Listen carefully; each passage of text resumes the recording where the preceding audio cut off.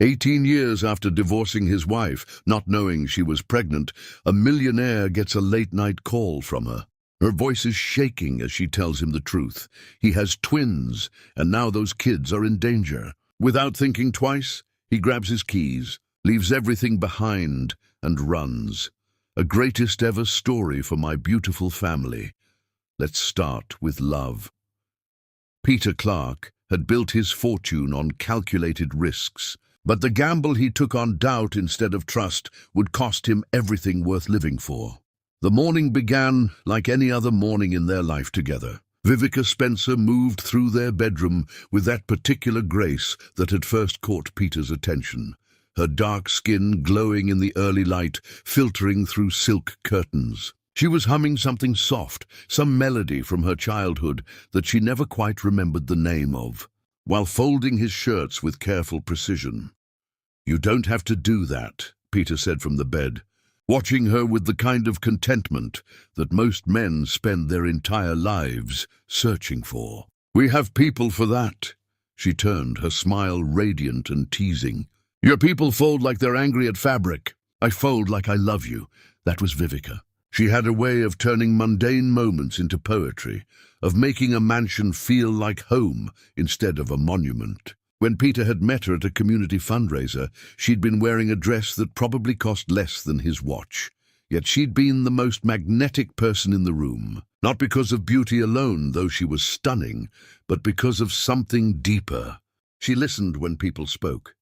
She laughed with her whole body. She saw through his wealth to the man underneath who was tired of being seen as a bank account with a pulse. Their marriage had scandalized his circle. His attorney had actually said the words prenuptial agreement 17 times in one conversation. His mother had suggested he was having some kind of crisis. But Peter had never been more certain of anything. Vivica wasn't interested in his money. She worked with women in crisis, helped them rebuild shattered lives, and came home with stories that reminded him the world was bigger than quarterly returns and property acquisitions. "What are you thinking about?" she asked, catching him staring. "That I'm the luckiest man breathing." "Flatterer." She came to the bed, kissed his forehead. "I have a community meeting this morning. Budget discussions for the new shelter program. Take the car." "Take the driver, please," she laughed. "Peter, I'm going 6 blocks. I'll walk like a normal human being." Normal. That word again. Vivica had a way of keeping him grounded, of reminding him that wealth was a tool, not an identity. She'd refused to quit her work when they married, despite his offers to fund any project she wanted. "I need to be useful," she'd explained. "Not comfortable, useful." He left for his office an hour later, kissing her goodbye at the door like he'd done 1,000 mornings before. He had no way of knowing it would be the last morning that simple gesture would ever feel innocent. The envelope arrived at noon. His assistant brought it in with his lunch, looking uncomfortable. This came by courier, marked confidential. Inside were photographs, not explicit but damning in their intimacy. Vivica, sitting in a coffee shop with a man Peter didn't recognize. The angle suggested they were holding hands across the table, though the image was grainy enough to be ambiguous. Another photo showed them walking together in a park, the man's hand seemingly on her lower back. A third caught them outside a hotel, mid-conversation, standing too close. Peter's hands trembled. The accompanying letter was typed anonymous. "Your wife isn't who you think she is. These meetings have been happening for months. Thought you deserved to know before you're made a complete fool." His chest constricted. He told himself there had to be an explanation. Vivica had never given him a single reason to doubt her. But the photos sat on his desk like accusations, and his mind began constructing narratives he didn't want to believe. He called his business partner, Lawrence, who came immediately. Lawrence looked at the photos and shook his head slowly. "Peter, I hate to say this, but I've seen this before. My brother went through the exact same thing. There could be an explanation. Of course there could be. But you need to ask yourself something." Lawrence leaned forward, his voice dropping. "A woman from her background, suddenly living in luxury, no prenup protecting you. What if this whole thing was strategic? What if she's been playing you from the start?" The poison worked slowly.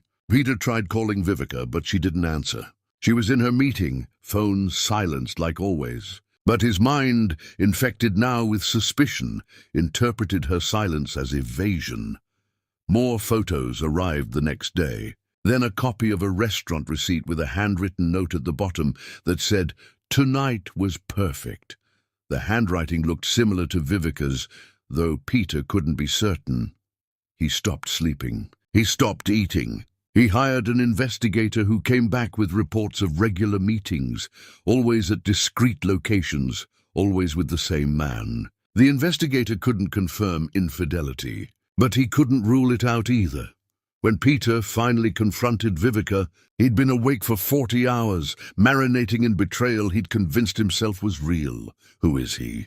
Peter's voice was cold, foreign even to himself. Vivica looked up from her book, confused. "Who is who?" "Uderdasino, Stu Tais Tatisum, the man you've been meeting. Don't lie to me. I have photographs." The color drained from her face, but not from guilt, from shock. "What are you talking about?" He threw the envelope at her feet. She picked it up slowly, her hands shaking as she looked through the images. When she looked back up at him, there were tears in her eyes. "Peter, this is Malcolm. He's a social worker I've been collaborating with on the shelter project. These photos make it look like something it's not. Then why didn't you tell me about him?" "I did. I've mentioned Malcolm a dozen times. You never ask details because you're not interested in my work." You smile and nod and then go back to your phone. The accuracy of that observation should have stopped him, but pride, that ancient poison, was already coursing through his veins. "So it's my fault you're sneaking around?" "I'm not sneaking around. We have public meetings about public projects. Peter, look at me. You know me. You know I would never. I don't do anything anymore." His voice broke. "All I know is my wife has been meeting another man for months, keeping it quiet. And now there are photos of you two looking very comfortable together. Because we're friends, colleagues. That's what adults do. Peter, we work together without it meaning something sordid." But he couldn't hear her. The doubt had roots now, deep and thorny.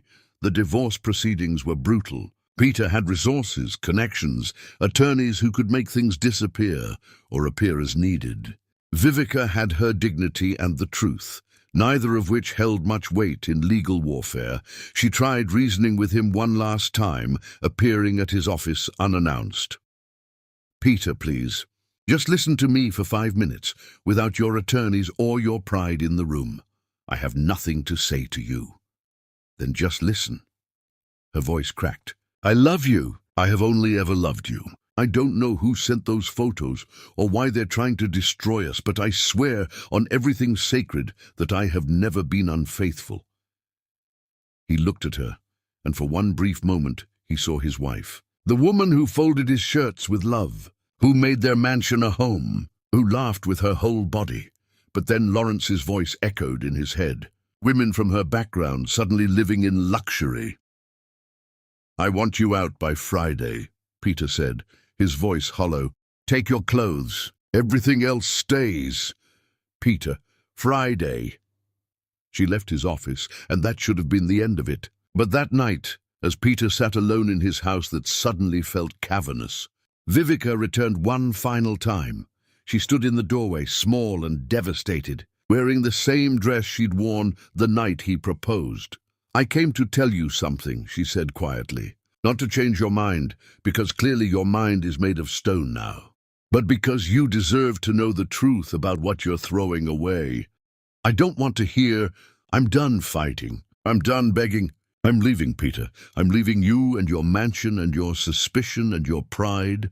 But I want you to know that years from now, when you finally discover you were wrong, when you finally learn there was never anyone else, you'll have to live with what you destroyed." She pulled off her wedding ring, set it on the marble floor between them, and walked away.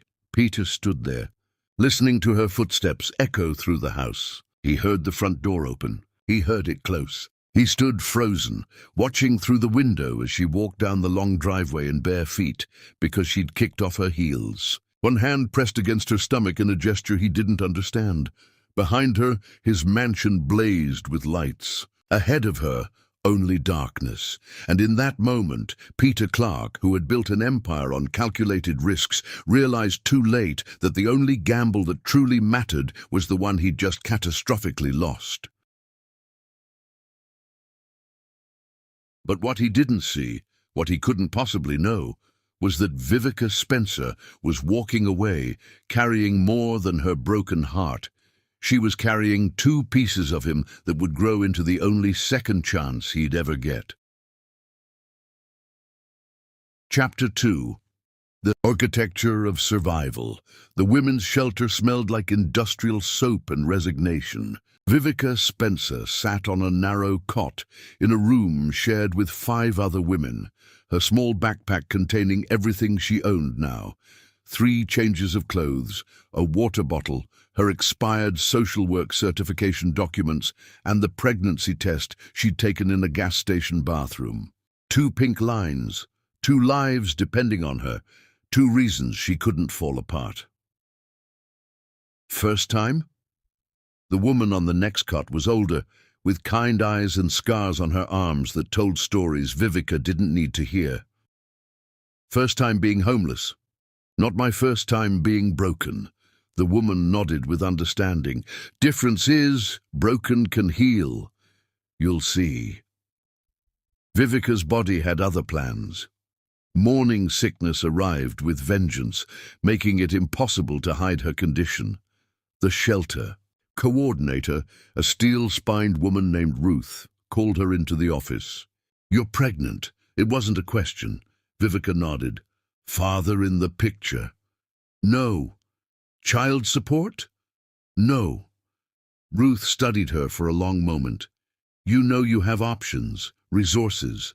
This doesn't have to be your path." "It's already my path," Vivica said quietly. "I'm keeping them." "Them?" "It feels like more than one. I don't know why. Just a feeling." Ruth's expression softened slightly. "Then you need to start planning. This place has a 2-month limit. After that, you're on your own." Vivica found work at a textile factory where questions weren't asked and paychecks were handed out in cash. The work was punishing. 12-hour shifts operating machinery that turned fabric into cheap clothing destined for discount stores. Her hands developed calluses. Her back ached constantly. Her body swelled with pregnancy while she stood at her station, drinking water when supervisors weren't looking, hiding her growing belly under oversized shirts. The other workers, mostly immigrant women with their own survival stories, watched over her with quiet solidarity. They snuck her extra food from their lunches. They covered for her when she had to vomit in the bathroom. They didn't ask questions because they understood that some stories were too painful to tell. At 6 months, the ultrasound technician at the free clinic looked up from the screen with surprise. "You're having twins." Vivica's breath caught. Twins. 2 sons. The technician showed her the screen, pointing out 2 distinct heartbeats, 2 separate forms curled together in the darkness of her womb. "Boys," the technician confirmed, "both looking healthy." Vivica left the clinic in a daze, her hands pressed against her belly where Peter's sons were growing. She should have felt anger. She should have felt the urge to call him, to demand he face the consequences of his accusations. But she felt only a fierce, protective love for these 2 beings who hadn't asked to be born into chaos. That night, she named them silently. Caleb and Joshua. Prophets who had endured hardship and emerged faithful. She needed that faith now. The birth was lonely. Ruth drove her to the county hospital when contractions started, dropping her off with a quick squeeze of the shoulder. "You're stronger than you think." Vivica didn't feel strong. She felt terrified and alone, gripping the bed rails as her body tore itself apart, bringing life into the world. No partner holding her hand, no family in the waiting room, just her and 2 babies fighting their way into existence. Caleb arrived first, screaming with indignation. Joshua followed minutes later, quieter, his eyes seeming to take in the fluorescent lights with solemn observation. "Twins," the exhausted nurse said, placing them both on Vivica's chest. "Congratulations, Mama." Vivica looked down at their tiny faces and felt something inside her shift permanently. These boys would never know abandonment. They would never feel unwanted. She would build them a life from nothing, and it would be enough. The months that followed were a blur of sleepless nights and relentless forward motion. Vivica found a subsidized apartment in a neighborhood where gunshots occasionally punctuated the night. It had one bedroom, cracked linoleum, and windows that didn't close properly, but it was theirs. She returned to school, taking night classes online while the twins slept, earning her degree in social work while breastfeeding during lectures, typing papers with one hand while rocking a cradle with her foot. The boys grew. Caleb was all smiles and easy laughter, reaching for everything with chubby hands, fascinated by shapes and patterns. Joshua was more thoughtful, his gaze tracking movements, his tiny fingers clutching at fabric and holding on as if understanding that letting go meant falling. Vivica talked to them constantly, narrating her life like they could understand. "We're going to the store now. We'll walk because the bus doesn't come for an hour. It's good exercise, fresh air. See the leaves. Red and gold. Beautiful things are free." She refused bitterness. Some nights, alone after the boys slept, she would feel the weight of what Peter had thrown away, but she never spoke his name to them, never poisoned their minds with her pain. Instead, she told them a story, a different story, a fairy tale. Once there was a king who loved a queen.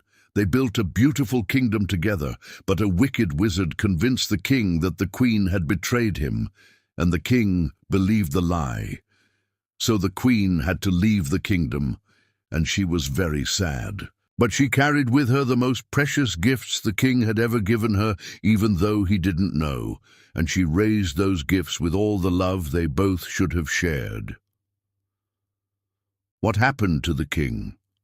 Caleb asked when he was old enough to understand the story. The king lived in his castle alone, wondering if he'd made a terrible mistake. "Did he?" Joshua's voice was always softer, more measured. Vivica smoothed his hair, choosing her words carefully. "He made a choice based on fear instead of love, and fear always costs more than people realize." The boys grew into extraordinary children, despite the poverty surrounding them. Caleb excelled at anything involving numbers, solving puzzles intended for much older children, his mind working in patterns and sequences that left his teachers astonished. Joshua devoured books, writing stories in cramped handwriting on whatever paper he could find, his observations about people and their motivations eerily perceptive. Vivica worked multiple jobs, social worker by day, teaching community classes. In the evening, cleaning offices late at night while the boys did homework in break rooms. She was exhausted always, worn thin, but she never let them see her break. "Why do you work so hard, Mama?" Caleb asked once, watching her ice her swollen feet. "Because you two are worth every single tired bone in my body." "The king in the story," Joshua said quietly. "Does he ever find out about the gifts?" Vivica met her son's eyes, seeing in them a reflection of the man who'd thrown her away. "I don't know, baby. Some stories don't have endings yet." But she knew one thing with absolute certainty. Peter Clark had no idea what he'd lost. And if life had any justice, he would spend the rest of his days drowning in that ignorance. The universe, however, had different plans. Plans written in genetic code, waiting in the shadows, counting down to a moment when the past and present would collide with the force of two young hearts simultaneously beginning to fail. Chapter 3. The Mansion of Echoes. Peter Clark stood in his study, staring at architectural renderings that should have excited him. Another tower, another development, another monument to achievement that felt hollow at its core. His assistant knocked softly. The contractors are here for the final approval meeting. Cancel it. Sir, they've been scheduled for weeks. Cancel it. His voice was flat, distant. Reschedule for whenever. I don't care. The assistant retreated, and Peter returned to his window, looking out over manicured grounds that resembled a cemetery more than a garden. Everything perfect, everything dead. The mansion had become a mausoleum, 32 rooms, most of them untouched, gathering dust behind closed doors. The cleaning service came weekly, moving through the space like ghosts, careful not to disturb anything in the master bedroom, especially not the reading chair by the window. It had been Vivica's chair. She'd spent mornings there with her coffee and whatever book had caught her attention, sunlight turning her skin to bronze, her expressions shifting with the words she read. Peter had never moved it, never allowed anyone to clean it. Sometimes he'd find himself standing in the doorway at dawn, half expecting to see her there, feet tucked under her, that slight smile she got when she read something beautiful. But the chair stayed empty. His sister Diane was the only person who regularly invaded his isolation. She arrived unannounced, letting herself in with the key he'd foolishly given her, and found him in the study pretending to work. "You look like death." "Good morning to you too." She sat down, uninvited, studying him with the brutal honesty only siblings possess. "When was the last time you ate a real meal, or slept for more than a few hours, or left this tomb you've built for yourself?" "I'm fine." "You're not fine. You haven't been fine since you threw away the best thing that ever happened to you." Peter's jaw tightened. "I don't want to discuss this." "Of course you don't, because discussing it would mean admitting you were wrong." Diane leaned forward, her voice sharp. "Did you ever find proof, Peter? After all these years, did you ever actually confirm she was unfaithful? The photos were circumstantial at best. You never found receipts for hotel rooms, never found love letters, never found a single concrete piece of evidence because there wasn't any to find. You don't know that. Neither do you. But you destroyed your marriage anyway." He wanted to argue, but the words died in his throat, because Diane was right. Over the years, in moments of terrible clarity, Peter had questioned everything, had hired investigators long after the divorce was final, trying to find something, anything, that would justify what he'd done. They'd found nothing. Malcolm, the man in the photos, was exactly what Vivica had claimed, a colleague, happily married with 3 children. No history of affairs, no connection to Vivica beyond professional collaboration on shelter projects. The anonymous letters had stopped after the divorce. The photographer had never been identified. Peter had traced the origin of the photos to a disposable email address that led nowhere. And slowly, over months that turned into years, a horrifying possibility had taken root. He'd been played. Someone had wanted to destroy his marriage, and he'd handed them the weapon. Lawrence, Peter had confronted his former business partner after discovering financial irregularities. "Did you send those photos?" Lawrence had smiled, cold and calculating. "Does it matter now? You're free of her. You can focus on what's important." Peter had severed all ties that day, but the damage was permanent. Vivica was gone, and he had no idea where. He'd tried finding her, hired the best investigators money could buy, but Vivica Spencer had vanished completely, leaving no trail, no forwarding address, nothing. It was as if she'd been erased from existence. The videos remained on his phone. He'd watch them late at night, whiskey burning his throat, her laughter filling the empty study. Their wedding, their honeymoon, mundane moments of her cooking breakfast, making terrible jokes, dancing in the kitchen to music only she could hear. "You're watching them again," Diane said, recognizing the hollow look in his eyes. "I can't help it." "Then do something about it. Hire better investigators.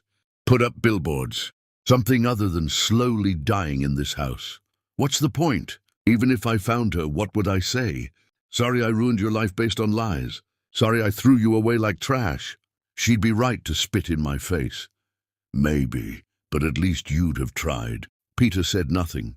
Because the truth was more pathetic. He was afraid. Afraid of confirmation that she'd moved on, found happiness, built a life that didn't include him. Afraid of seeing in her eyes the complete absence of feeling, which would be worse than hatred.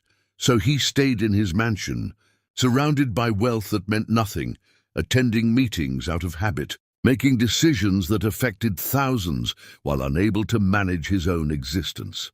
His bedroom was the worst. He'd kept everything exactly as it was. Her clothes still hung in the closet. Her books remained on the nightstand. Her pillow stayed on her side of the bed, and Peter never touched it, sleeping on his side, staring across the vast, empty space that might as well have been the Grand Canyon. "You didn't lose her," Diane said, standing to leave. "That would imply it was beyond your control. You threw her away, Peter. You chose pride over trust. That's worse than loss. That's voluntary destruction." After she left, Peter walked through the mansion, really seeing it for the first time in years. The dining room where they'd never eaten meals, too formal, too cold. The living room with furniture no one sat on. The kitchen that prepared food for one person in a space designed for families. His footsteps echoed on marble floors, and he realized Diane was right. This wasn't a home. It was a monument to absence, a shrine to everything he'd destroyed. In the garage, his collection of vehicles sat unused. Sports cars, luxury sedans, a vintage motorcycle he'd bought, thinking it would make him feel young again. He couldn't remember the last time he'd driven any of them. He selected one at random, some expensive machine, and drove. No destination, just movement. The roads passed in a blur, and he found himself in neighborhoods he'd never seen, where children played in streets and families gathered on porches, where poverty and joy somehow coexisted. He stopped at a park, watching a woman push twin boys on swings. They were laughing, shrieking with delight, while the mother smiled with exhaustion and love. Peter felt something crack inside his chest. That could have been his life, should have been his life. Children, laughter, purpose beyond the accumulation of meaningless achievements. He drove home as darkness fell, returning to his mansion that blazed with lights but offered no warmth. Inside, he poured whiskey he wouldn't drink and stood at the window of his study, looking out at nothing. Tomorrow would be the same, and the next day, and the next, an endless succession of identical moments stretching toward a grave he would reach, having accomplished nothing that mattered. Peter Clark, master of the material world, stood alone in his empire of dust, and wondered how a man could be so wealthy and so bankrupt at the same time. The answer, of course, was simple. He'd gambled everything on pride and lost the only thing worth keeping. And somewhere in the world, his former wife was either flourishing or drowning, and he would never know which, because he'd forfeited the right to ask. But the universe keeps accounts that human beings don't see, and Peter Clark's debt, compounded over years with interest paid in regret, was about to come due in the form of a phone call that would shatter whatever remained of his carefully constructed numbness. Chapter 4. When Biology Becomes Destiny. The gymnasium smelled like teenage sweat and ambition. Joshua Spencer moved down the court with fluid grace, his movements economical and purposeful. Community basketball wasn't about competition for him. It was about the rhythm, the way the game forced him into the present moment. Away from the stories constantly running through his head, Caleb watched from the bleachers, simultaneously timing his brother's sprints and calculating optimal angles for three-point shots. His notebook was filled with equations and observations, transforming the game into mathematics, finding patterns in chaos. Vivica sat beside him, proud and tired, having just finished an overnight shift at the crisis center. Watching her sons had become her meditation, these two extraordinary young men who'd grown from nothing into everything. The ball arced toward Joshua. He caught it mid-stride, pivoted, and then stopped, just stopped. His hand went to his chest. His face changed. The ball dropped from his fingers, bouncing away forgotten as Joshua's knees buckled. Vivica was moving before he hit the ground, her mother's instinct faster than thought. She reached him as he collapsed, his body convulsing, his eyes rolling back. "Someone call an ambulance." Her voice cut through the sudden chaos, steady despite the terror clawing at her throat. Caleb was already on his phone, his hands shaking, but his voice clear, rattling off their location and his brother's symptoms to the emergency operator. The ambulance arrived in what felt like both seconds and centuries. Paramedics swarmed Joshua, asking questions Vivica answered on autopilot, while her mind screamed denials. This wasn't happening. Her son was healthy. Her son was strong. This was a mistake, an anomaly, something explainable and fixable. The hospital emergency room was controlled pandemonium. Doctors barked orders. Machines beeped urgently. Joshua was wheeled away behind swinging doors that closed in Vivica's face, separating her from her son. And she felt a primal rage at barriers, at helplessness, at the universe for daring to threaten her child. Caleb stood beside her, silent, his mind already racing through possibilities, calculating odds he didn't want to face. "Are you his mother?" A doctor appeared, young but tired, wearing the expression medical professionals adopt when delivering bad news. "Yes. What's wrong with my son?" "We've stabilized him, but I need to run some tests." "Has he ever had chest pains? Shortness of breath? Dizzy spells?" "No, nothing. He's healthy. He's an athlete." The doctor nodded, but his eyes said he'd heard that before. "I'll have more information soon. But Mrs. Spencer, I need you to prepare yourself. His heart rhythm is severely irregular. We're looking at something significant." The tests took hours. Vivica and Caleb sat in a waiting room where time moved differently, stretching and contracting, where every opening door might bring salvation or devastation. Finally, a cardiologist appeared, older, with grey hair and eyes that had seen too much death. He sat down, which was never a good sign. "Your son has hypertrophic cardiomyopathy. It's a genetic condition where the heart muscle becomes abnormally thick, making it harder for the heart to pump blood. In Joshua's case, it's advanced. He's in acute heart failure." The words landed like physical blows. Vivica's hand found Caleb's, gripping tight. "What does that mean? Treatment? Surgery?" "It means his heart is working at a fraction of normal capacity and deteriorating rapidly. Standard treatments aren't options here because of the specific genetic markers involved. We need to look at cellular therapy, stem cell transplantation from a biological parent to essentially rebuild the damaged tissue." Vivica processed this, her medical training kicking in despite her panic. "My cells. Test mine. We will. But there's something else." The cardiologist looked at Caleb. "This condition is hereditary. Given that you're his twin, there's a very high probability you have it too." Caleb's face went pale. "I feel fine, for now, but if you have the same genetic markers, your heart is likely in the early stages of the same deterioration. We need to test you immediately." The next hours became a nightmare of needles and scans. Caleb was poked, prodded, imaged, his body scrutinized for the invisible killer hiding in his genetic code.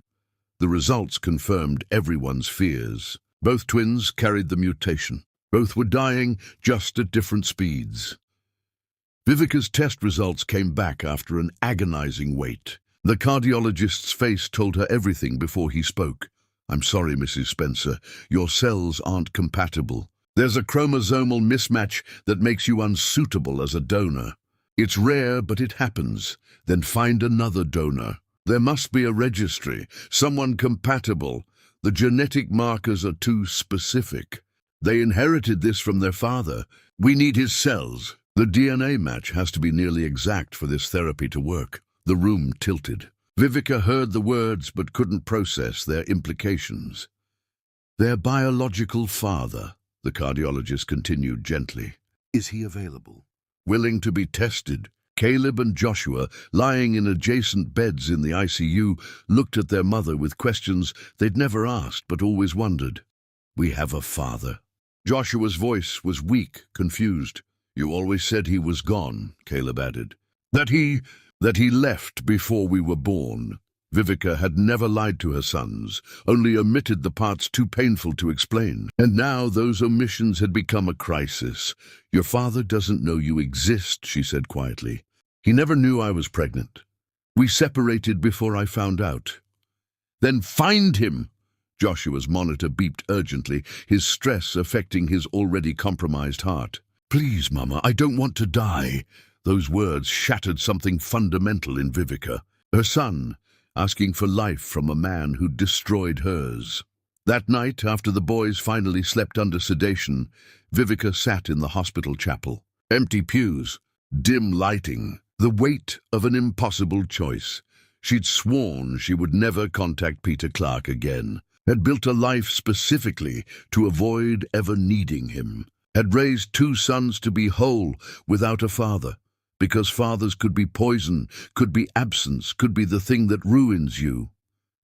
But now, those sons were dying, and their cure lay in the genetics of the man who'd thrown her away like garbage. Her phone sat in her lap.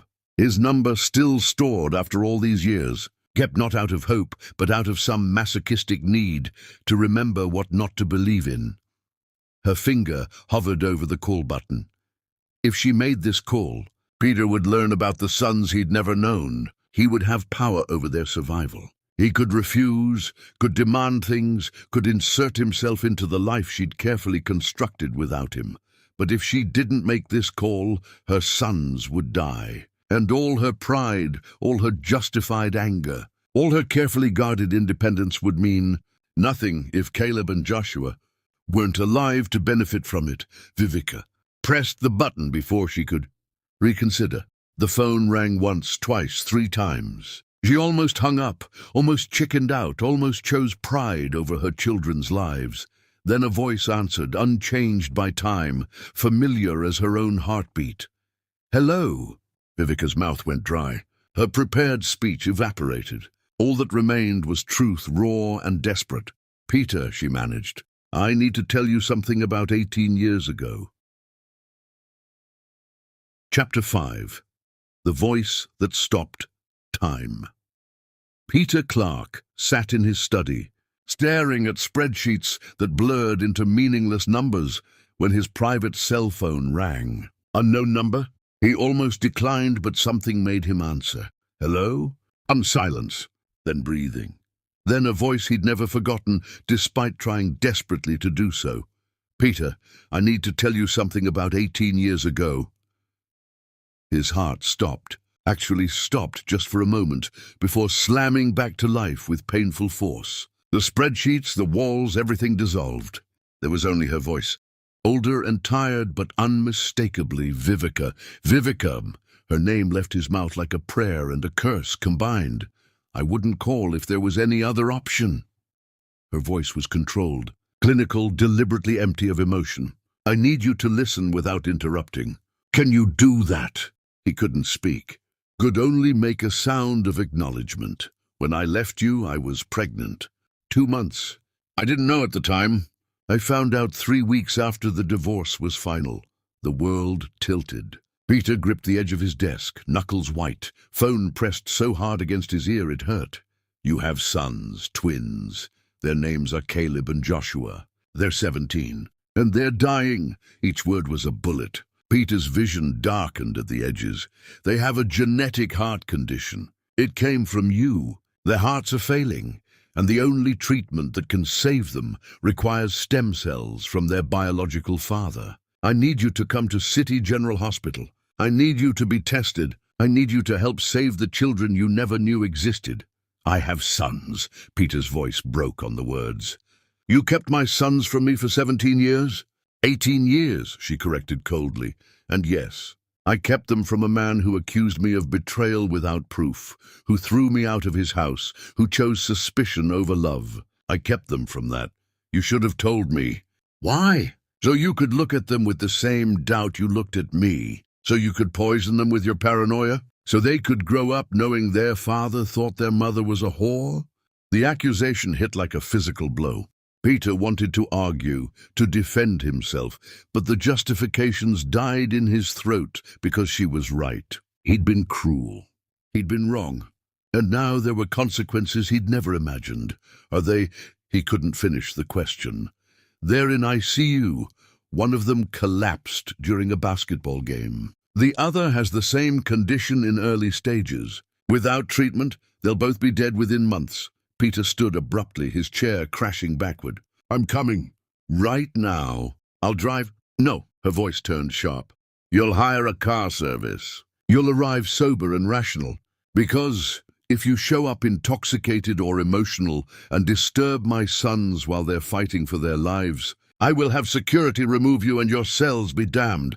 I will find another way. Vivica, do you understand? Yes. City General, main entrance. Ask for Dr. Reeves in cardiology. He's expecting you. She paused, and he heard something crack in her controlled facade. Peter, I'm not asking for us. I'm not asking for forgiveness or explanations or anything to do with what you destroyed. I'm asking for them. They're innocent in all of this. They deserve to live. I know. Do you? Because once you walk through those hospital doors, you can't unsee them. You can't pretend they don't exist. They're real, Peter. They're brilliant and kind and everything good that we might have been together. And if you help save them and then disappear back to your mansion, I will make sure they never forgive you for that abandonment either. I won't disappear. You don't get to make promises anymore. You lost that right when you called me a liar and threw me away. Her voice finally broke. Just come, just be tested. Just do this one thing right in the middle of everything you did wrong. The line went dead. Peter stood frozen, phone still pressed to his ear, listening to silence. Then he moved, grabbing his jacket, his wallet, his keys, before remembering her instruction about a driver. He called his assistant at home, waking him. I need a driver, now, City General Hospital. It's an emergency. Sir, it's nearly midnight. Now! While waiting, Peter paced, his mind reeling. Sons, twins, 17 years old. Nearly adults, and he'd missed everything. First words. First steps. First days of school. Every birthday. Every milestone. Gone. Stolen by his own stupidity. And they were dying. His children, whom he'd never held, never met, were dying from a genetic condition he'd given them. His fault twice over. First for the DNA, second for not being there to notice symptoms, to get early treatment, to do whatever fathers are supposed to do. The driver arrived. Peter climbed into the back seat of a luxury sedan, giving the address, watching the mansion recede through the rear window. The irony wasn't lost on him. For years, he'd been dying slowly in that house, and now he was rushing to a hospital to possibly die, quickly saving children who didn't know him. The city passed in a blur of lights. Peter's hands shook. He tried calling Vivica back, but she didn't answer. He typed and deleted a dozen text messages, each one sounding more pathetic than the last. Can you go faster? He asked the driver. Sir, I'm already 10 over the limit. I don't care. Go faster. They arrived at City General just after 1 in the morning. Peter burst through the main entrance, wild-eyed and disheveled, approaching the information desk. Dr. Reeves, cardiology. I was told to ask for him. The receptionist made a call. Moments later, a tired-looking doctor appeared. Mr. Clark? Yes, I'm here about my sons. Saying it out loud made it real. Dr. Reeves nodded, leading him through corridors that smelled like antiseptic and fear. I've explained the situation to Ms. Spencer. The procedure is complex. We'll need to extract bone marrow stem cells from you, culture them, and transplant them into both boys. The extraction itself is painful but relatively safe. However, there are risks, infection, anesthetic complications, and your immune system will be compromised for months afterward. I don't care about risks. They reached the ICU. Through a window, Peter saw them for the first time. 2 young men, nearly adults, lying in adjacent beds, even unconscious, even with tubes and monitors obscuring their features. Peter recognized himself in them. The shape of their faces, the set of their shoulders. Genetic echoes impossible to deny. That's Caleb on the left, Dr. Reeves said quietly. He's the early stage. That's Joshua on the right. He's critical. Peter's legs nearly gave out. His sons, his children, real and dying and completely unknown to him. A woman stood between the beds, one hand on each boy's arm. Even from behind, even after 18 years, Peter recognized Vivica. She was thinner, worn down by time and hardship, but unmistakably herself. She turned, and their eyes met through the glass. The hatred there nearly stopped his heart a second time. Pure justified, burning hatred mixed with desperation. She hated him. She needed him. Both truths existed simultaneously, and Peter understood he would spend the rest of his life trying to bridge that impossible distance. Dr. Reeves moved toward the door, but Vivica stepped out first, blocking Peter's path. "You can look," she said coldly, "but you don't touch. You don't speak to them. They're unconscious anyway, but even if they weren't, you have no right to their attention yet." "Vivica, I'm so sorry. Don't." She held up a hand. "I don't have the capacity for your apologies right now. My sons are dying. You're here to stop that. Everything else is irrelevant. Can I at least see them closer?" She studied him with eyes that had once looked at him with love, and now saw only the man who'd destroyed her. Finally, she stepped aside. Peter entered the ICU on shaking legs. Up close, the resemblance was even more striking. Caleb had his mother's expressions, but his features were Peter's. Joshua looked like a younger version of Peter himself, down to the way his hair fell across his forehead. "They're beautiful," Peter whispered. "They're good," Vivica corrected. "Beautiful is superficial. They're good human beings, despite having a father who doesn't know them, and a mother who worked 3 jobs to keep them fed. They're kind and brilliant and humble, and if you help save them, you'll spend the rest of your life trying to deserve them." Peter reached out, almost touching Joshua's hand, then stopped. Remembering Vivica's prohibition. "I want to know everything," he said. "What they like, what they dream about, their favorite foods, everything I missed." "You missed everything," Vivica said flatly. "Literally everything. And you don't get to download 18 years in one conversation. If they survive, if they choose to know you, then maybe you'll earn those stories. But not from me, never from me." Dr. Reeves returned with paperwork. "Mr. Clark, we need to start the testing immediately. Time is critical." Peter nodded, unable to look away from his sons. "Whatever you need, whatever it takes." As they led him away for blood work and genetic screening, Peter looked back once. Vivica had returned to her position between the beds, a warrior standing guard over her children, protecting them even from their own father. And Peter understood with terrible clarity he wasn't here as a parent. He wasn't here as someone with rights or claims. He was here as a genetic resource, a biological tool, and whether he ever became anything more would depend on 2 boys who didn't know him, and 1 woman who had every reason to make sure they never did. The drive to the hospital had taken 40 minutes, but the distance between where Peter stood now and where he needed to be might take a lifetime to cross. And even then, forgiveness wasn't guaranteed.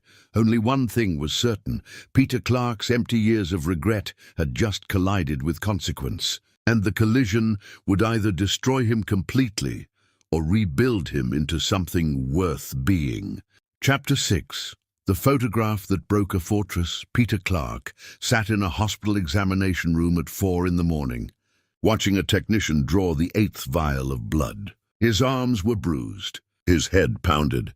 His world had shattered and reformed in the space of a few hours, and he existed now in a strange state of shock, where nothing felt real except the image of those 2 boys burned into his mind. "We'll have preliminary results in a few hours," Dr. Reeves explained. "If you're a match, we can begin the extraction procedure as early as tomorrow evening. And if I'm not a match..." The doctor's silence was answer enough. Peter returned to his mansion as dawn broke, but he couldn't stay there. The empty rooms, the echoing halls, suddenly felt obscene. He'd been living in a mausoleum while his children grew up in poverty, while Vivica worked herself to exhaustion, while an entire parallel universe existed that he'd known nothing about. He called his assistant again. I need investigators, the best. I want everything on Vivica Spencer and her sons. Everything. School records, medical history, where they've lived, where they are now. Sir, I already have some preliminary information from when we searched for Miss Spencer years ago. I want more. I want everything. The files arrived by noon. Peter spread them across his desk, reading with increasing devastation.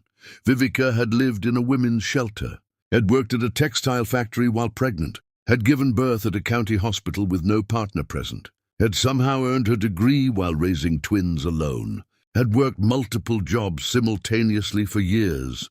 The boys' school records showed brilliance despite poverty, advanced classes, scholarship recommendations, teachers' notes praising their character, their kindness, their work ethic, and photographs. His private investigator had included recent surveillance photos from social media and public sources. Caleb at a science fair, holding a trophy, grinning with pure joy. Joshua reading at a library, his expression serious and focused. Both boys playing basketball together, their movements synchronized in a way only twins achieve. Peter's hands shook as he stared at the images. These were his sons, his children, and he'd missed everything. His phone rang. "Dr. Reeves, Mr. Clark, the results are in. You're a complete match. We can proceed tomorrow evening if you're willing. I'm willing. Whatever you need.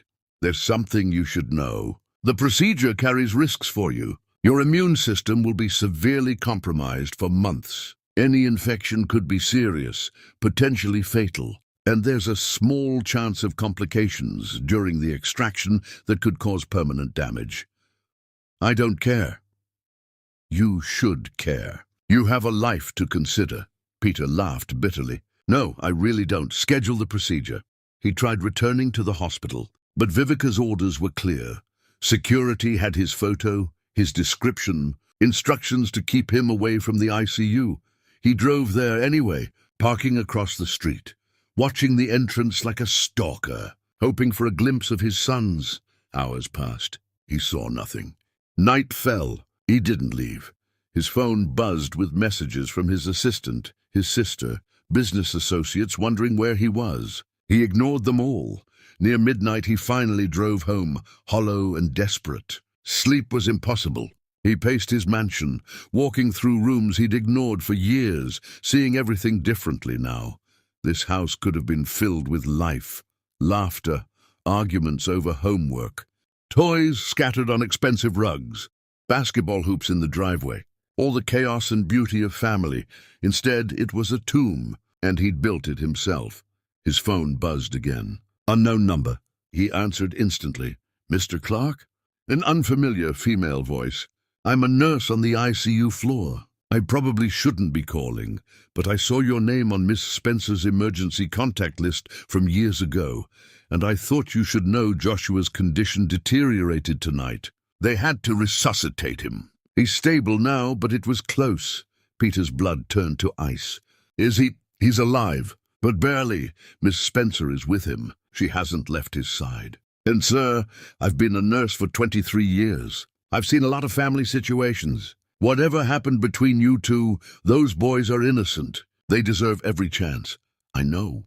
I'm scheduled for the extraction tomorrow. I know. I processed your paperwork. I just wanted you to understand the urgency. Joshua might not have another day if something goes wrong. Can you do something for me?" Peter's voice cracked. "Can you send me a photo of them? I need to see them." There was a long pause. "I could lose my job for this. Please." Another pause. Then, "Check your messages." The call ended. Seconds later, an image loaded on Peter's phone. Both boys, side by side in their hospital beds. Joshua unconscious, monitors surrounding him. Caleb awake, holding his brother's hand, his face etched with fear and love. Peter stared at the photo until his vision blurred. Then he broke. 18 years of suppressed emotion, of carefully maintained numbness, of building walls around the gaping wound Vivica's absence had left, all came crashing down at once. He sobbed, deep wrenching sobs that tore from his chest, echoing through the empty mansion. He'd thought he was crying for his sons, but he was crying for everything. For the life he'd destroyed, for the woman he'd thrown away, for the father he'd never become, for the years stolen by pride and paranoia. When the storm finally passed, Peter sat on the floor of his study, back against the desk, phone still clutched in his hand, staring at his sons. "I'm going to save you," he whispered to the screen. "And then I'm going to spend the rest of my life trying to deserve you." But first, he had to survive the procedure, had to get his cells into their bodies, had to bridge the biological gap before even attempting the emotional one. The next day crawled past with excruciating slowness. Peter arrived at the hospital an hour early for his procedure. They prepped him, explaining the process again, asking him to sign waivers, acknowledging the risks. He signed without reading. They took him to a surgical suite, explaining they'd anesthetize him before beginning the bone marrow extraction. It would hurt afterward, they warned. The recovery would be difficult. "I don't care," Peter repeated for what felt like the 100th time.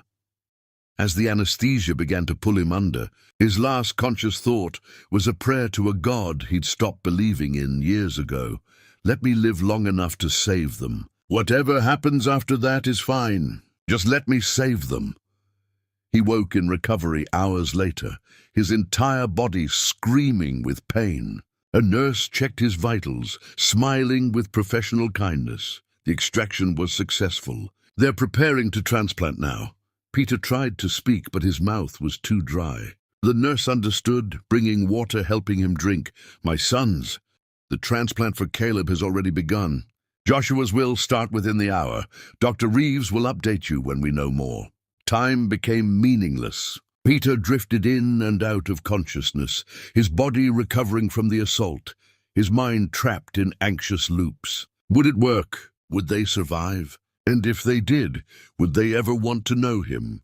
When he finally woke fully, Diane was sitting beside his bed. "You absolute idiot," she said, but her eyes were wet. "You could have died. I have sons. I know. Your assistant called me panicking because you disappeared. I got the whole story out of him." She took his hand carefully. "They're going to make it, Peter. Both transplants took. They're stable." Peter closed his eyes, overwhelmed with relief so intense it physically hurt. "And you're going to be fine too," Diane continued. "Though your doctor says your immune system is shot, you'll need to be careful for months, maybe longer." "I don't care." "Yes, you've mentioned that several times, apparently." She squeezed his hand. "Now comes the hard part. What's harder than this? Facing them, explaining yourself, trying to be a father to sons who don't know you, and a man to a woman who hates you." Peter opened his eyes, meeting his sister's gaze. "She has every right to hate me." "Yes, she does. The question is what you're going to do about it." Before Peter could answer, his hospital room door opened. Dr. Reeves entered, his expression carefully neutral. "Mr. Clark, there's been a development." Peter's heart seized. They're stable, but you need to know something happened during the procedure that Miss Spencer wasn't aware of, and I felt you deserve to understand it before anyone else does." Chapter 7. 5 Prayers in the Storm. Peter Clark sat in his hospital bed, Dr. Reeves's words hanging in the air like suspended judgment. "During the procedure," the doctor continued, "Joshua's heart stopped completely. We lost him for almost 3 minutes. The room tilted. Peter gripped the bed rails. "But we got him back," Dr. Reeves said quickly. "The transplant worked and he's stable now. However, the surgical team heard something during those critical minutes. You were still under anesthesia, but apparently you were talking. Not just talking, but saying something very specific." Peter's mouth went dry. "What did I say?" "You kept repeating, 'Take everything from me. My life, my breath, everything. Just let them live.' The nurses wrote it down because it was so unusual. You said it dozens of times, completely unconscious, while your son was dying and being brought back." Peter couldn't speak. "I'm telling you this because Ms. Spencer doesn't know yet, and I think she should. But that's your decision. Dr. Reeves paused at the door. For what it's worth, Mr. Clark, I've been doing this for 30 years. I've seen a lot of fathers. What you did, knowing the risks, that's not nothing. Don't let anyone tell you it's nothing. After the doctor left, Peter lay in bed, his body aching from the extraction, his mind reeling. He'd been willing to die. Apparently, his unconscious mind had been willing to trade his life for theirs. But was that enough? Could one act of sacrifice erase 18 years of absence? Over the next days, Peter tried everything to reach Vivica and the boys. Each attempt was a new form of rejection, each refusal another lesson in consequences. His first attempt was rational, calculated. He hired the best medical malpractice attorney he knew, not for litigation, but for drafting a letter explaining everything. The science, the procedure, the risks he'd taken, the sincerity of his desire to know his sons. The attorney produced 6 pages of carefully crafted language, balancing emotional appeal with legal precision. Peter read it, signed it, had it hand-delivered to Vivica at the hospital. She received it in the cafeteria. Peter's investigator reported that she'd read 3 lines, walked to the nearest trash can, and set the letter on fire with a lighter borrowed from a janitor. The staff had to put out the small blaze. Vivica had walked away without looking back. The attorney called, stunned. "That was my best work." "It wasn't good enough," Peter said flatly. His second attempt was more direct. He hired a child psychologist specializing in family reunification and the best pediatric geneticist in the state. They would go to the hospital, explain everything to Vivica rationally, professional to professional. Make her understand that the boys deserve to know their father. They made it through the lobby before security stopped them. The guards had Peter's photo and apparently a description of anyone associated with him. Vivica had been thorough. The psychologist called afterward. "Sir, I don't think you understand the depth of her anger. She's not being irrational. She's protecting her sons from what she perceives as a threat. And given your history, I can't say she's wrong. So what do I do?" "Give her time. Let the boys recover. Prove through patience that you're not going away, but you're also not forcing yourself where you're not wanted." But Peter had never been good at patience. His third attempt happened during a hurricane. Weather warnings had evacuated most of the city, but Peter drove to the hospital anyway, fighting winds that rocked his car, rain that turned the roads into rivers. He parked across the street and waited. Hours passed. The storm intensified. Rain hammered the windshield so hard he couldn't see. But he stayed, some part of him believing that suffering would mean something, would count for something. Near midnight, he got out of the car. The hurricane winds nearly knocked him over. Rain soaked him instantly, plastering his expensive suit to his body. He stood under the ER overhang, the only shelter for blocks, and began speaking her name. Vivica. He said it to the storm, to the night, to the universe that had brought them to this. "Vivica, I'm sorry. Vivica, please. Vivica, let me try." He said it until his voice was hoarse, until he was shivering so violently his teeth chattered, until he couldn't feel his fingers or toes. An orderly found him near dawn, semi-conscious from hypothermia, still whispering her name. They brought him inside, warmed him up, tried to admit him. He refused, walking out on shaking legs, getting back in his car, sitting there watching the hospital as the storm cleared and morning broke. A nurse told Vivica what happened. She listened without expression, then said only, "He's dramatic. It changes nothing." But something flickered in her eyes just for a moment. Some tiny recognition that his suffering was real, even if it didn't matter. Peter's fourth attempt was financial. He liquidated several assets, gathering resources he'd been hoarding out of habit. $5 million transferred to the hospital's cardiac wing with specific instructions. Create a fund for families without insurance, for children who needed care but couldn't afford it. Name it after Caleb and Joshua Spencer. He included a separate check made out to Vivica for all her medical expenses. past and present, and a sum that would cover the boy's education through graduate school. The check arrived by courier. Vivica received it in her temporary housing, a small room near the hospital. She looked at the amount, looked at Peter's signature, and felt nothing. She tore the check methodically into 2 pieces, then 4, then 8, then 16. She continued until it was confetti, put the pieces in an envelope, and mailed it back to Peter's corporate office with no note, no explanation. His assistant found him later holding the pieces like sacred texts, trying to fit them back together. "She doesn't want your money," Diane observed. "Then what does she want?" "Nothing from you. That's the point. You took everything that mattered once. Now she's showing you that everything you have left means nothing." Peter's 5th attempt was the most desperate. He drove to the hospital again, but this time he didn't wait in the car. He didn't try to force entry. He simply walked into the lobby and sat down on the floor outside the ICU wing. Security approached immediately. "Sir, you can't be here. I'm not causing trouble. I'm just sitting. Ms. Spencer has made it clear." "I know what she's made clear. I'm not trying to see her. I'm not trying to see my sons. I'm just sitting here." They called their supervisor. The supervisor called hospital administration. Administration called security directors. Everyone agreed Peter wasn't technically violating any rules by sitting in a public corridor. So he stayed. Hour after hour, he sat with his back against the wall, medical files and compatibility screenings scattered around him. People passed staring. Hospital staff began to whisper. Some looked at him with pity, others with contempt. He didn't eat, barely drank, just sat there, occasionally whispering words that were both prayer and confession. "Even if I die doing this, let me save what I should have protected."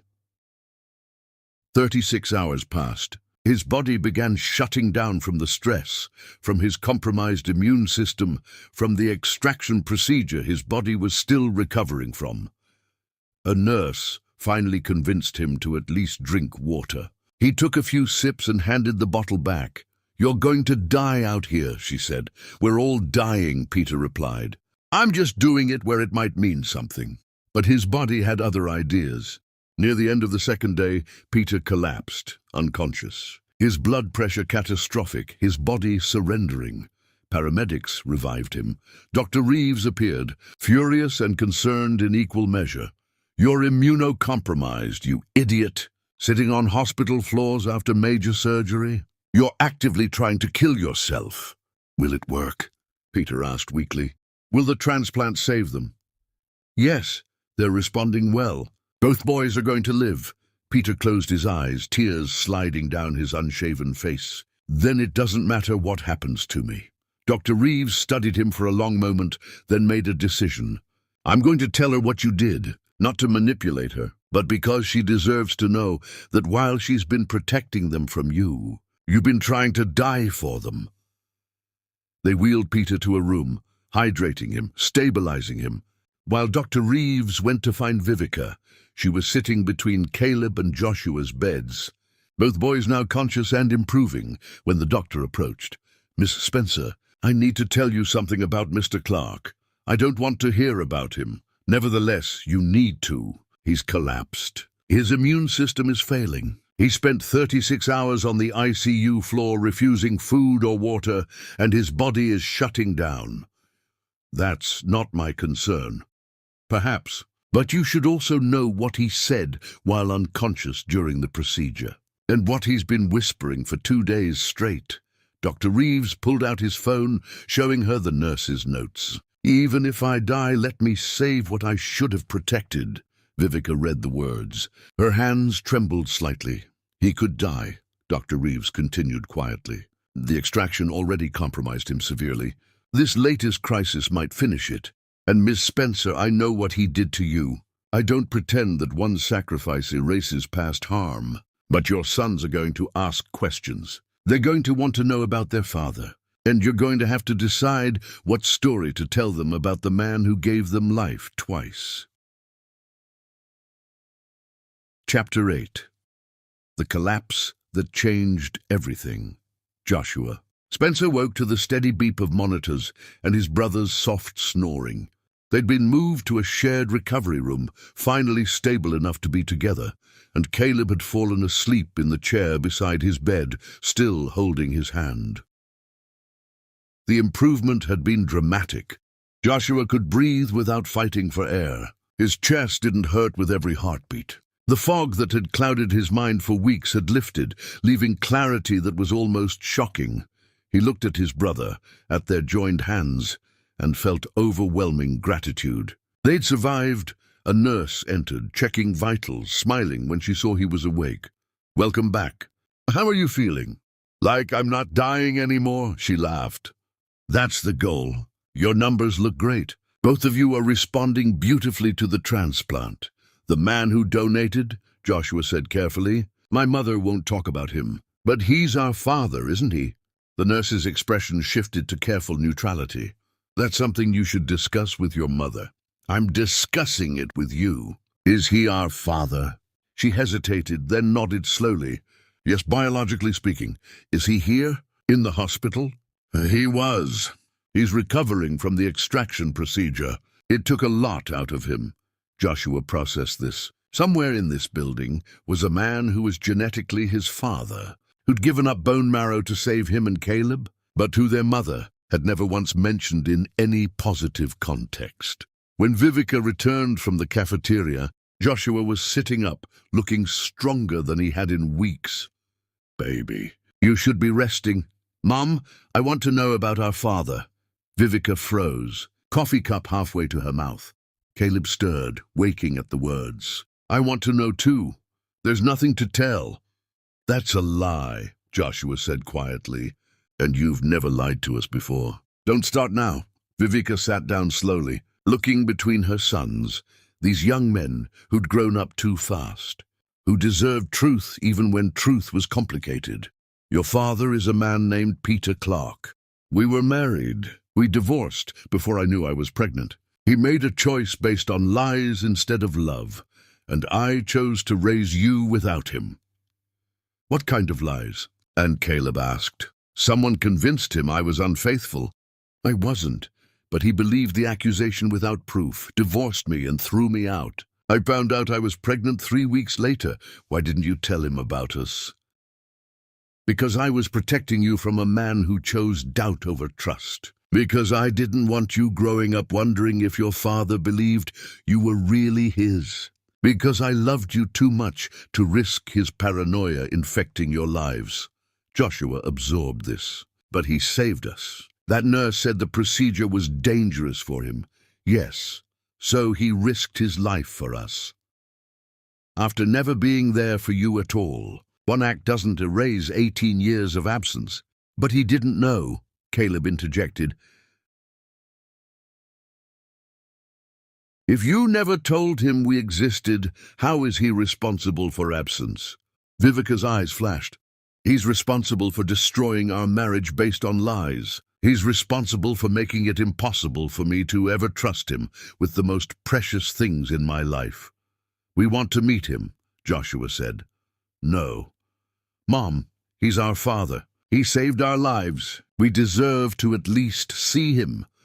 "You don't know what you're asking." "Then tell us," Caleb pressed. "Tell us everything. The whole story. Not the fairy tale version about kings and queens, but the real story of what happened between you." So Vivica told them everything. The anonymous photos, the accusations, the divorce, her time in shelters and factories, the years of grinding poverty, their father's wealth and his empty mansion, the fact that he'd apparently tried to find her but failed. When she finished, both boys were quiet for a long time. Finally, Joshua spoke. "He made a terrible mistake, but so did you." Vivica's head snapped up. "Excuse me. You kept us from him, maybe for good reasons, but you kept us from him, and that was a choice you made that affected all 3 of us without asking what we might want. You were children." "We're not children now," Caleb said gently, "and we're asking. We want to meet our father."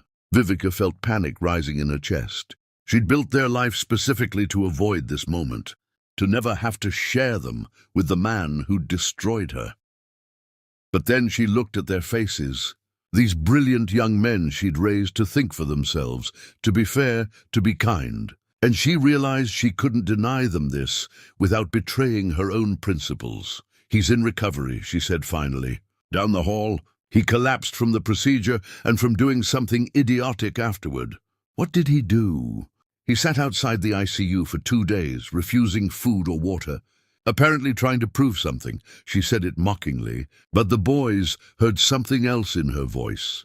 "He was trying to prove he wasn't going away," Joshua said quietly, "that he'd endure anything to be close to us." That night, while Vivica was meeting with doctors to discuss discharge protocols, Joshua made a decision. He was still weak, still recovering, but he could walk short distances now. He found a sympathetic nurse and asked, "Can you tell me which room Peter Clark is in?" She shouldn't have. It violated protocol. But she'd been watching this family drama unfold, and something in Joshua's earnest face convinced her. "Room 417.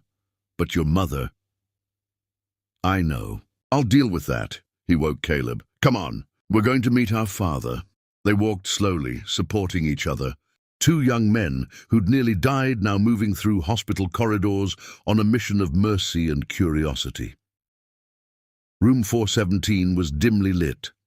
Inside, Peter Clark lay sleeping, looking older and more worn than they'd expected. Monitors beeped steadily. His face was gaunt, his breathing shallow. They entered quietly. Peter was awake, staring at the ceiling, lost in thoughts they couldn't guess. He turned his head, saw them, and his entire being seemed to shatter and reconstruct simultaneously. For a long moment no one spoke. Father and sons looked at each other for the first time while conscious, seeing themselves reflected in each other's features. The undeniable proof of biology. "You're real," Peter whispered, his voice breaking. "We're real," Joshua confirmed. "We're your sons." "I'm Joshua. This is Caleb." "I know." Peter's eyes filled with tears. "I've memorized every detail from the photos. But seeing you awake, talking, alive—" "Why did you do it?" Caleb asked. "The procedure was dangerous. You didn't have to risk yourself." "Yes, I did." Peter struggled to sit up, wincing. "Because the moment I heard you existed, you were my sons. Everything else was just noise, even though you never knew us." Joshua pressed. "Especially because I never knew you. I missed everything, every moment of your lives. That's already the greatest loss imaginable. If I could give you more life, more time, more future, why wouldn't I risk everything for that?" The boys exchanged glances, communicating in that twin language that needs no words. "Our mother says you destroyed her," Caleb said carefully. "That you accused her of betrayal without proof." Peter's face crumpled. "I did. I was wrong. Catastrophically, unforgivably wrong. I chose pride over trust, suspicion over love. And I've been paying for it every day since. She also says you tried to find her afterward, for years. I hired investigators. I wrote letters that were never delivered. His voice broke. "I destroyed the best thing in my life, and by the time I realized it, she'd vanished, taking you with her. And I didn't even know you existed to miss you." Joshua moved closer to the bed, studying his father's face. "The nurse told us something. She said during the procedure, when my heart stopped, you were unconscious, but you were talking, saying you'd give your life for us." Peter closed his eyes. "I don't remember that. Do you remember thinking it?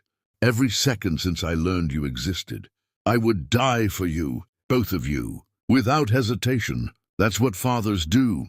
That's what good fathers do," Caleb corrected gently. "And we don't know if you're a good father yet. We just know you're willing to die for us, which is something. But living for us might be harder. I want to try. I know I have no right to ask. I know I'm 18 years too late. But if you'll let me, I want to know you, not as some genetic donor, as your father." The boys looked at each other again, that silent twin communication flowing between them. Then Joshua did something that made Peter's breath catch. He reached out and took his father's hand. "We forgive you," Joshua said quietly. For the mistake you made with Mom, for the years we didn't know you, for all of it. We forgive you." Caleb moved to the other side of the bed, taking Peter's other hand. "We're not angry. We're just glad you're here now, that we get to know you before it's too late." Peter couldn't speak, could only grip their hands like lifelines, while tears streamed down his face, his body shaking with sobs of relief and grief and overwhelming gratitude. The door opened. Vivica stood there, having come looking for her sons, and now frozen at the sight before her, her boys holding their father's hands. The three of them connected in a circle she'd specifically designed her life to prevent. She should have been angry, should have pulled them away, reasserted her boundaries, protected herself and them from the man who destroyed her. But what she saw in that hospital room wasn't a threat. It was three people beginning to heal wounds they'd all carried in different ways. Joshua looked up, seeing his mother. "Mom, come here, please." She shook her head, tears streaming down her face. "Please," Caleb added. "This can't heal unless you're part of it too." Peter's eyes met Vivica's across the room. In them she saw everything: regret, hope, fear, love that had never actually died despite being buried under years of pain. And she realized Dr. Reeves was right. Her sons would ask questions. They would want to know about their father, and the story she told them would shape their understanding of love, forgiveness, and second chances. She could make Peter the villain forever, or she could take the hardest, bravest step imaginable. Vivica walked slowly into the room, her hands shaking. Approaching the bed where her sons held their father's hands, she didn't take Peter's hand. Couldn't go that far yet, but she stood there, completing the circle in spirit if not in touch, and said the words that would change everything. "He saved you. Whatever else happened, he saved you. And for that I'm grateful. It wasn't forgiveness. It wasn't reconciliation. But it was the beginning of possibility, and sometimes that's all healing requires." Chapter 9. The Price of Second Chances. The recovery was slow for everyone. Peter's immune system had been devastated by the extraction procedure and his subsequent collapse. He spent 2 more weeks in the hospital, fighting off infections that would have been minor before, but now threatened his compromised body. Caleb and Joshua improved rapidly. Their young bodies accepted the stem cells like gifts, their hearts rebuilding themselves cell by cell. Within days, they were walking the corridors. Within a week, they were arguing about basketball statistics and debating which books were worth reading. And Vivica recognized them again, her sons returning from the edge of death with personalities intact. Peter heard them through his door sometimes, their laughter, their voices, and felt a longing so intense it physically hurt. But he didn't push, didn't demand visits or force his presence. He'd learned finally that some things couldn't be taken, only given. The boys came to him instead. Daily visits that started tentatively and grew longer each time. They'd sit in his room, asking questions, sharing stories, building connections from nothing. "What do you do?" Caleb asked during one visit. "I develop properties. Buildings, commercial spaces." Peter paused, realizing how hollow it sounded. "It's meaningless, honestly. I've spent my life building structures while ignoring the foundation of everything important." "That's dramatic," Joshua observed, but not unkindly. "It's accurate. You two, your mother, you built something real despite having nothing. I had everything and built nothing worth remembering." "You built that mansion," Caleb pointed out. "Mom told us about it. A mansion full of empty rooms is just an expensive grave. You want to know the truth? I haven't touched most of those rooms in years. I live in maybe 5 rooms of a 32-room house.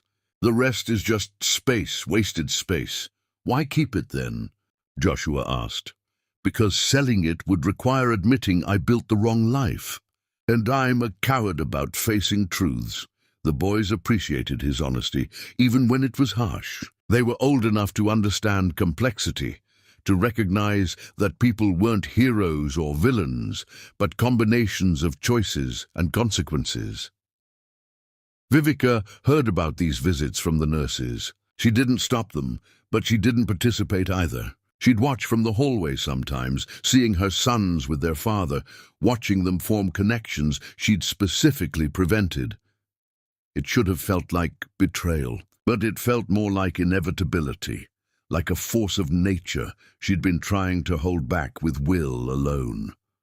One afternoon, her sister visited, and Helena had been mostly absent during the crisis, dealing with her own health problems. But she came now, looking frail and frightened. "I need to tell you something," Helena said, her voice shaking. "Something I should have told you 18 years ago." Vivica's stomach tightened. "What? After your divorce, letters came for you?" "Lots of them. From Peter.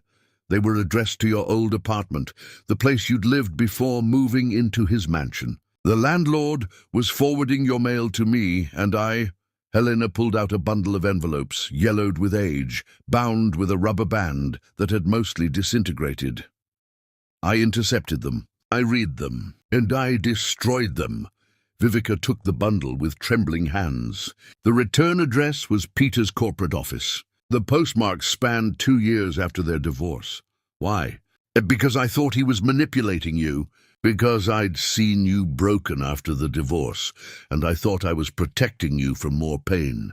Because I believed you were better off without him, and that those letters were just attempts to control you from a distance. You had no right. I know, and I've carried that guilt for 18 years. But now, seeing what's happened, seeing your sons with their father, I realized my interference may have caused this whole situation. If you'd gotten those letters, if you'd known he was trying to find you, maybe you would have told him about the pregnancy. Maybe nothing," Vivica interrupted, her voice cold. "Maybe I still would have kept my sons away from a man who chose suspicion over trust. Or maybe we would have worked it out. We'll never know because you decided to play God with my life."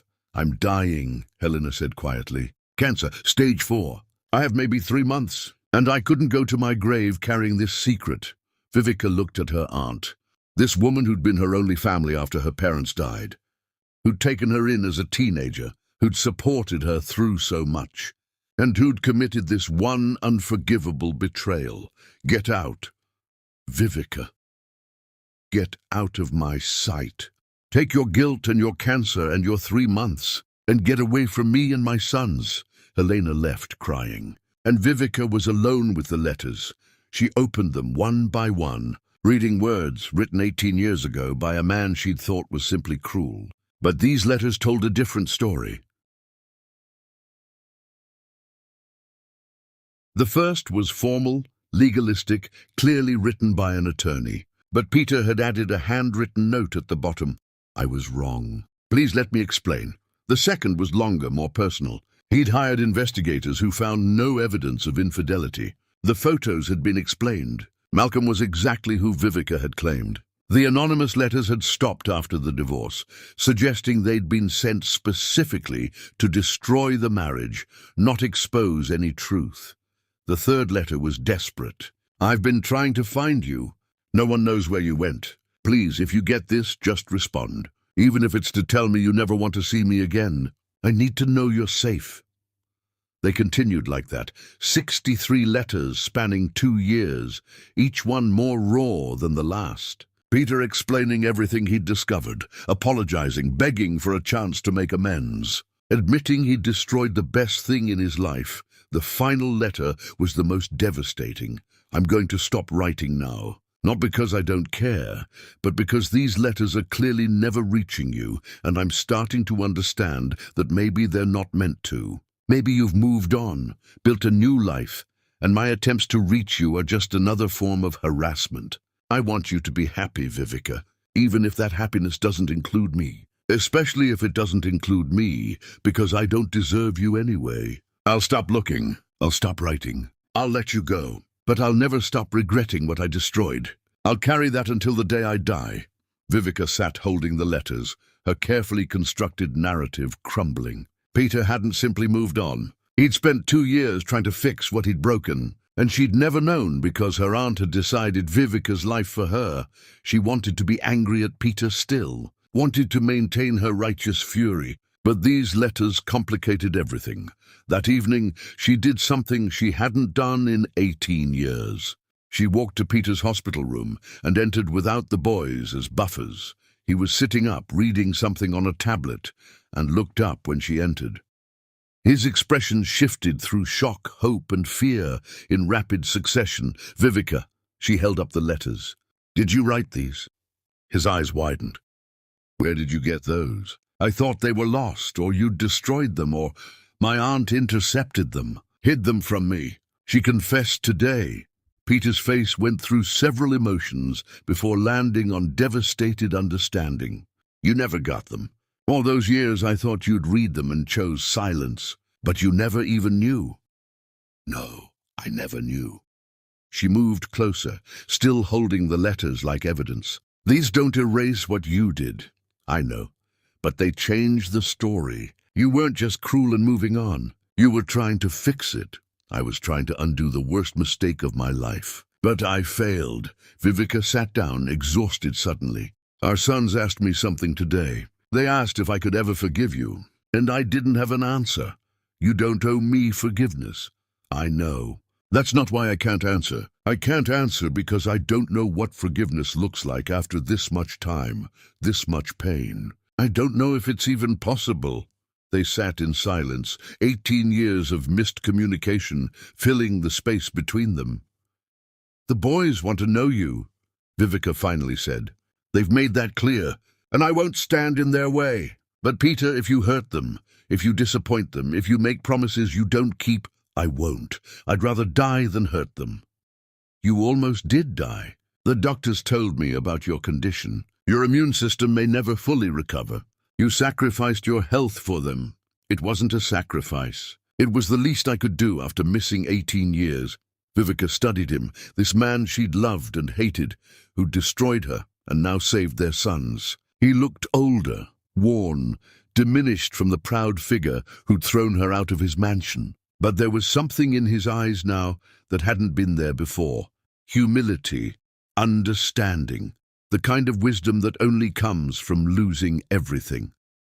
"They forgave you," she said quietly. "Caleb and Joshua, they forgave you without hesitation. And I envy them that capacity because I don't have it yet. I don't expect, let me finish." She took a breath. "But I'm willing to try. Not for you, not even for me, for them. Because they deserve a father, and you've proven you're willing to be one. So I'm not saying I forgive you. I'm saying I'm open to the possibility of someday forgiving you. And that's the best I can offer right now." Peter's eyes filled with tears. "That's more than I deserve?" "Yes, it is." She stood to leave, then paused at the door. "The mansion you described, all those empty rooms, that's not a home. That's just a building. If you really want to be their father, you need to understand the difference." After she left, Peter sat alone with those words, understanding their weight. He'd spent 18 years building monuments to his own emptiness. Now he had a chance to build something real. But first, he had to survive. The doctors were increasingly concerned about his recovery. Infections kept developing despite aggressive antibiotics. His body, already compromised by the extraction, was struggling to heal. One night his condition deteriorated rapidly. Fever spiked, blood pressure dropped. Alarms brought nurses running. Dr. Reeves worked to stabilize him, but the prognosis was grim. "Mr. Clark's immune system is essentially non-existent right now. Any infection could be fatal. We're doing everything we can, but you should prepare for the possibility that he may not recover." The news reached Vivica and the boys in their room. Caleb's face went white. Joshua's eyes filled with immediate tears. "We just found him," Joshua whispered. "We can't lose him already." Vivica felt something crack in her chest. Despite everything, despite all her justified anger, she didn't want Peter to die. And more importantly, her sons needed him to live. She made a decision that surprised even herself. She walked to Peter's room in the ICU, past the machines and monitors, and sat beside his bed. He was unconscious, feverish. fighting battles his compromised body couldn't win. She took his hand, the first time she'd touched him intentionally in 18 years, and spoke quietly. "You don't get to die, Peter Clark. You owe us 18 years, and you're not escaping that debt by giving up now. Our sons need you, and apparently, despite my better judgment, I'm not ready to be the woman who let their father die before they really knew him." Whether he heard her or not, she couldn't know, but she stayed there, holding his hand, keeping vigil the way wives do, the way she'd once promised to do forever before everything shattered. And somewhere in his fever dreams, Peter heard her voice, felt her touch, and found a reason to fight that his damaged body could cling to. Chapter 10. Welcome Home. Joshua woke before dawn to find Caleb already awake, staring at the ceiling with the kind of expression that meant his mind was working through complex problems. "You're thinking about him," Joshua said. "Aren't you?" "Constantly. It's weird having a father suddenly. Like someone handed us a piece we didn't know was missing and said, 'Here, this was always yours.'" They'd been discharged but stayed in temporary housing near the hospital, waiting for Peter's recovery. The doctors had said his latest crisis had stabilized, but his immune system remained catastrophically compromised. "Mom's been different," Caleb observed, "softer around the edges when his name comes up. 18 years of anger is hard to maintain, when the person you're angry at almost dies saving your children." A nurse had come to them the previous evening with information that felt significant. She'd done it quietly, aware she was probably violating protocols, but believing some truths needed to be told. "Your father, during the surgery when your heart stopped," she'd said to Joshua, "he was unconscious but talking. The entire surgical team heard it. He kept saying he was ready to give his life for you, over and over. 'Take everything from me, just let them live.'" The words had stayed with both boys, reshaping their understanding of this stranger who was their father. Now, as dawn broke, they made a decision together, the way twins often do, without needing to discuss it extensively, just knowing. "We should see him," Joshua said. "Now, right now." They dressed and walked to the hospital, arriving just as the ICU visiting hours began. Peter's room was dim, quiet, except for the steady beep of monitors. He was awake, staring at nothing, looking more fragile than they'd yet seen him. "Dad?" Joshua said the word for the first time, testing its weight. Peter's head turned sharply. His eyes widened. "You called me?" "Dad," Caleb confirmed, moving to the other side of the bed.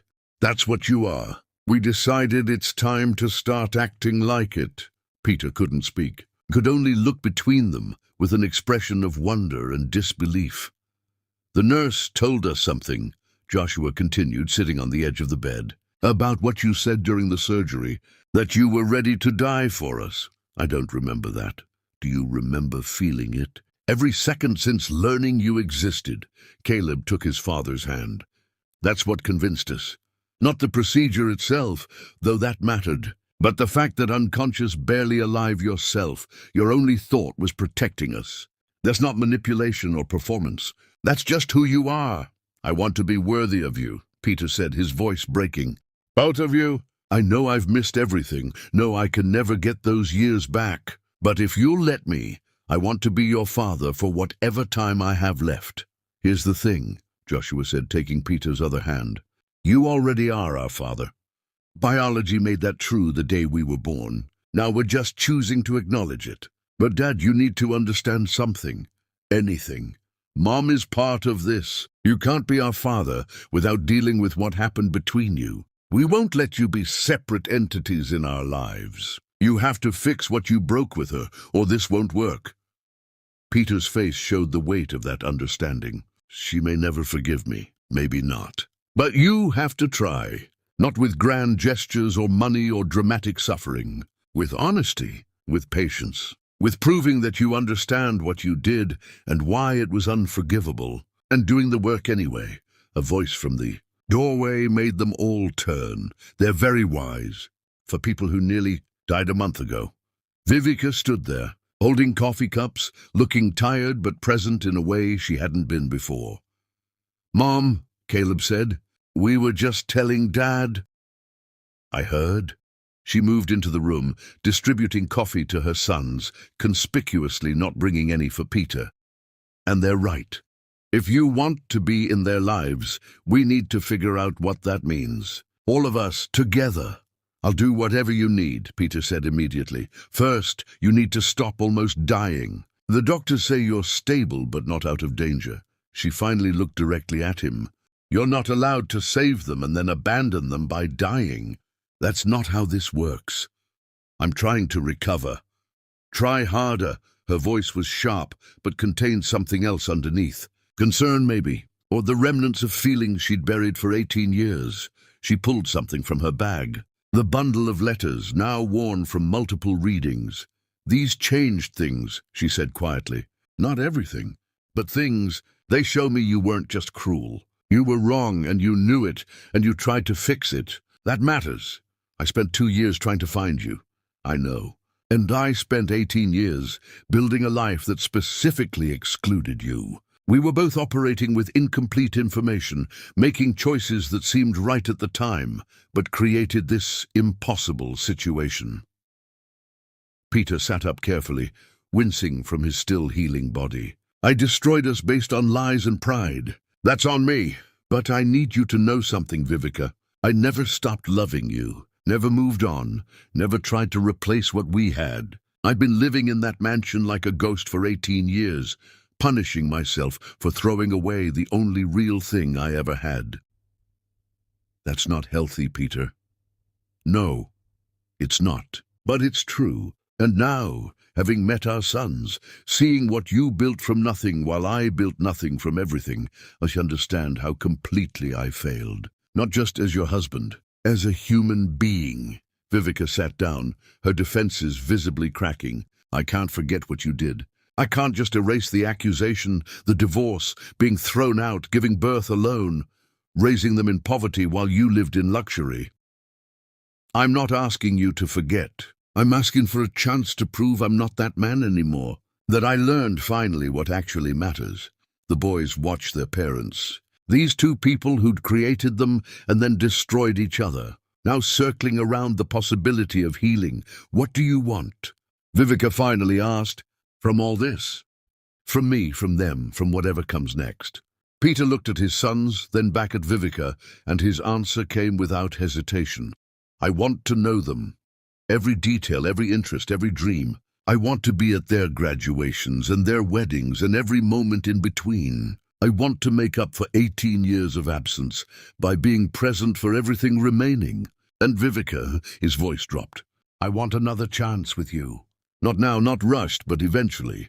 I want to prove I can choose trust over doubt, love over pride, us over my own paranoia." "That's asking a lot." "I know. And if the answer is no, I'll accept it. But I had to be honest about what I want, even if I don't deserve it." Vivica looked at her sons, these young men she'd raised alone, who were now looking at her with expressions that said, "Give him a chance. Let us try being a family." She remembered the fairy tale she'd told them for years, about the king who lost the queen and never knew about the precious gifts she carried. How she'd always wondered what would happen if the king discovered the truth. Now she knew. The king would be broken and desperate and willing to do anything to fix what he'd destroyed. The question was whether the queen had the strength to risk being broken again. "Here's what's going to happen," Vivica said, her voice steady. "You're going to recover fully. No more dramatic gestures that threaten your health. You're going to get strong enough to leave this hospital, and then we're going to sit down, all 4 of us, and figure out what family looks like for us. Not the family we should have been, not the family I built without you. A new family that accounts for all the damage and tries anyway." "And us?" Peter asked carefully. "You and me? You don't get us back immediately. That's not how trust works. But I'm willing to see if the man who wrote those letters, who risked his life for his sons, who's been humbled by consequence, if that man is someone I could eventually trust again." It wasn't forgiveness. It wasn't reconciliation. But it was possibility, and that was more than Peter had dreamed of. The boys moved closer, bringing their parents together, creating a physical circle that represented the emotional one they were trying to build. Caleb placed his hand on top of his parents' joined hands. "We forgive you, Dad, completely. Whatever you did 18 years ago, you've paid for it. And what you did for us, that's who you really are." Joshua added his hand to the pile. "We're not angry. We're not hurt. We just want to know you. We want time with you before it's too late." Peter gripped his son's hands, tears streaming freely now. "I love you both. I've loved you since the moment I learned you existed, and I'll love you until my last breath." Vivica felt something break inside her, not breaking apart, but breaking open. 18 years of carefully maintained walls, crumbling under the weight of watching her children connect with their father, under the evidence that people could change, under the slim hope that some mistakes weren't forever. She didn't pull away when Peter's hand tightened around hers, didn't flinch when his thumb brushed across her knuckles in a gesture that was pure memory, something he used to do when they were happy, when life was simple, when love felt indestructible. "I can't promise I'll get there," she said quietly. "I can't promise I'll ever fully forgive or forget. But Peter, I can promise I'll try for them, and maybe eventually for us." Peter looked at her with eyes that held 18 years of regret and a lifetime of hope. "That's all I'm asking. Just a chance to prove I'm not the man who destroyed us. That I'm the man who'll spend every remaining day trying to rebuild what I broke." Joshua, always the writer, always seeing patterns in human stories, spoke softly. "You know what the best part of all this is? We almost died, all three of us in different ways. You from the procedure, us from our hearts failing, and we all survived. That feels like the universe saying we deserve this second chance." "The universe has a terrible sense of humor," Vivica said, but she was almost smiling. "Or perfect timing," Caleb countered. "We couldn't have met Dad before now. We were too young. You were too hurt. He hadn't learned what he needed to learn. It took 18 years and near death to get us all to this moment where healing was even possible." Peter nodded slowly. "Your son is right. I wasn't ready to be your father before this. I hadn't earned the right, but I'm ready now. Whatever it takes, however long it takes, I'm ready." "Then get better," Vivica ordered, her voice taking on that mother tone that brooked no argument. "Stop almost dying. Start actually living, because our sons need you, and I'm not explaining to them why their father saved them and then gave up on himself. I won't give up. I promise." As the sun rose fully, lighting the hospital room with golden warmth, the four of them sat connected, hands joined, representing not what was, but what might be. A family fractured by pride and lies, now choosing to rebuild on the foundation of humility and truth. Peter looked at the three people who were his entire world, and whispered the words Vivica had said to him 18 years ago, before everything shattered. "Welcome home." Vivica's breath caught. Those were the words she'd said the day they got married, carrying him over the threshold of their first apartment. The words that had meant "you're safe, you're loved, you belong." She'd taken that home away from him. He'd destroyed the foundation it was built on. And now, impossibly, they were both choosing to believe home could be rebuilt. "Welcome home," she whispered back. And this time it meant we're starting over, trying again, choosing hope over hurt. Caleb and Joshua looked at their parents, seeing in them both the pain of the past and the possibility of the future, and understood they were witnessing something rare, love given a second chance after being completely destroyed.